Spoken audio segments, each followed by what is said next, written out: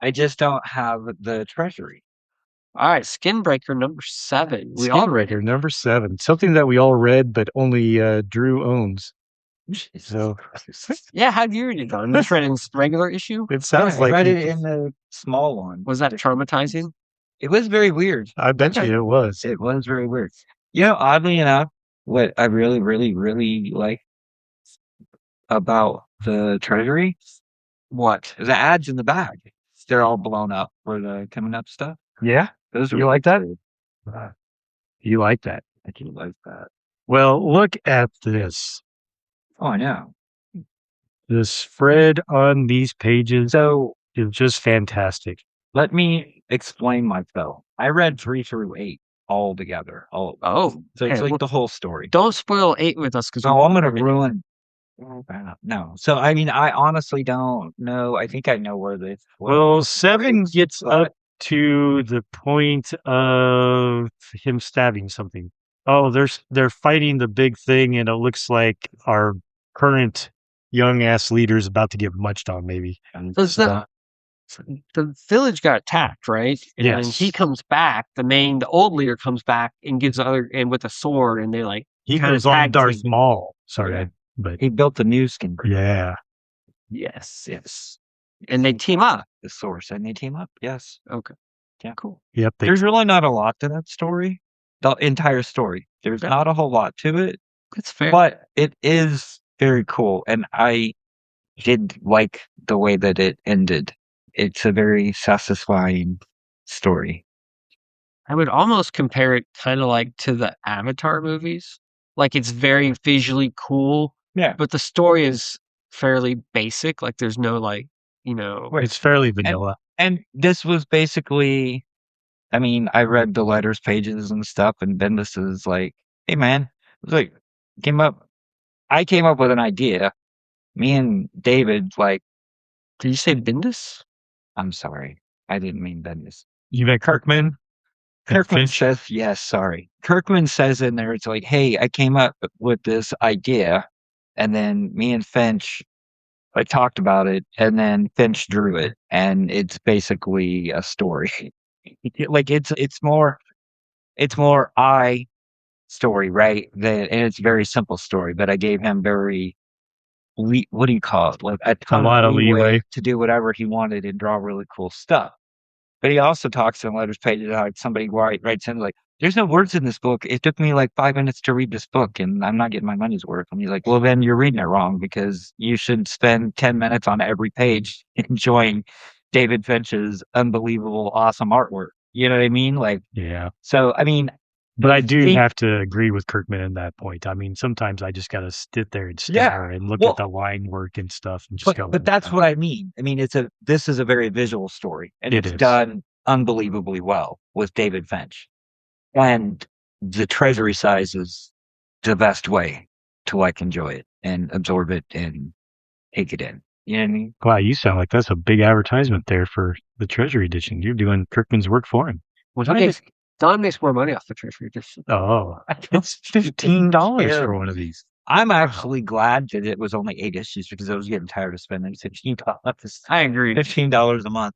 I mean, a big commitment. Yeah, but it is nice. It is worth it. I mean, it is. And the newsprint, I think, is perfect for that size. I think it would be different if it was like on glossy. It would be different. It's a unique presentation. It's kind of a cool thing, and I mean, you can tell like Finch really took his time on this. He really made it something special, I guess. I know. And I would argue, I know the story, like Scott said, is a little vanilla, but I don't think every story has to be like, mind-blowingly original to be good, right? Like there's something about like just the same story we've always seen, just done really well with high production values and just the execution being at a high level makes it worth it. Because I mean, we've talked about this before. There's only so many stories in the universe, right? Yeah. Like there's only like, what do they say, like 5 stories or something like that? Yeah, that's what they always say with the Lion King. Oh yeah, a little bit. There could be something there. I think that might be one of the stories. You know what's interesting though is that Kirkman, I feel like in a lot of things that I've read from him, has his times where he gets just wordy. He likes to explain things down to whatever, give some thought, ideas out there. His dialogue in this is, like you mentioned, minimal. He is just going, hey, here's a story, of somebody that's learning how to be a chief and an old chief that was learning new ways to do things and, the things that they encounter. And let's just draw the hell out of it.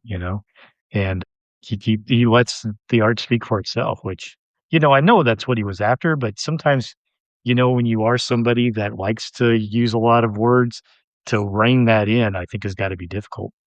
And I would say, in general, I don't feel like Kirkman straddles the line of too many words. He definitely doesn't normally straddle the line of too few words either. He's kind of somewhere in the middle. I feel like he usually has a good balance. Where some other writers we talk about, like Reminder, he tends to err more on the side of too many words. He right? does. But I think Kirkman is generally fairly balanced. I don't know. I remember some issues of Walking Dead where, my gosh, he would go into a diatribe and go pages and pages. But then he would also go a couple pages where he just let the zombies attack and speak for itself. I just feel like, sometimes Kirkman can be very up and down. Yeah, that's fair. He knows when to step back for the action, but when there is a part where he wants to, have a conversation, he will have a conversation for 3-4 pages, and it's nothing but bubbles. So It happens. it does. And there's nothing necessarily wrong with that. I mean, I still considered him one of the top writers in comics. I do enjoy it, but he can on occasion get in there where it's like, okay, are you trying to write a book or are you trying to write for a comic medium?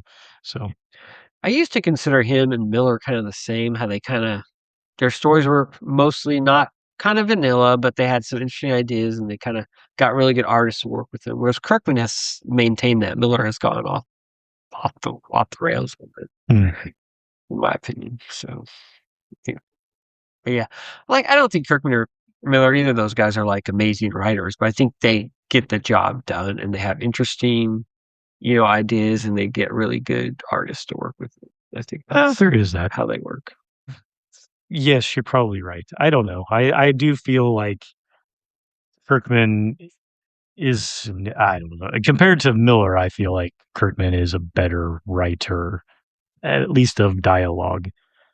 Idea wise, I would probably agree, though. They both have really good ideas and do find different ways to execute them most of the time fairly well. Yeah. But I think from just a pure dialogue standpoint, I think that Kirkman's better.